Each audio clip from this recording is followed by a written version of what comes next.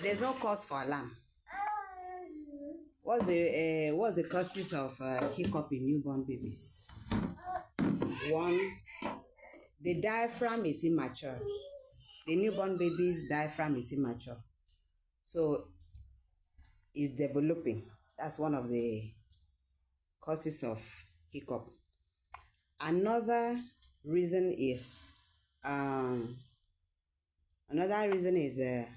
when the baby swallowing of air during feeding.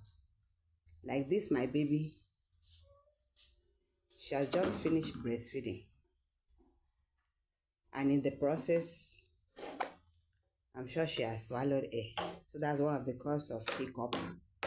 And the third reason is overstimulation in the baby.